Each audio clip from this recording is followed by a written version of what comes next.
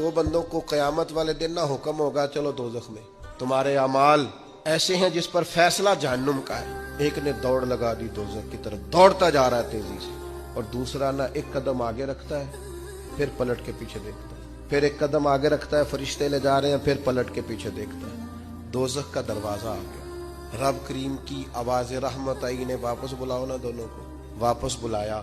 सारा कुछ जानने वाला रब पूछता है, वो जो दौड़ के गया था उससे पूछता है दौड़ के क्यों गया तू? वो कहता है मालिक जिंदगी में तेरी मानी कोई नहीं, सोचा चलो आज ही मान लो। अल्लाह की रहमत को जोश आया, फरमाया इसे तो भेजो ना जन्नत में। चलो इस वक्त ही सही इताअत का जज्बा तो बेदार हुआ ना।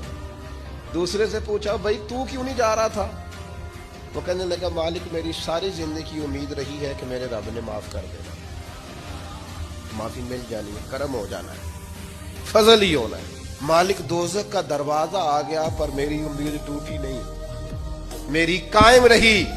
और जब तेरी आवाज़ रहमत आई ना कि आ जा, तो फिर मेरे अंदर से वो अकीदा और तगड़ा हुआ। देखा ना, बुला लिया ना तेरे रब ने, आ गई ना रहमत की आवाज, बुला लिया ना। तो अल्लाह करीम ने फरमाया फरिश्तों इसके सारे गुनाहों पर कलम फेर दो, जो मेरी रहमत की इतनी उम्मीद रखे उसे दोज़ख में नहीं जन्नत में दाखिल किया जाता है।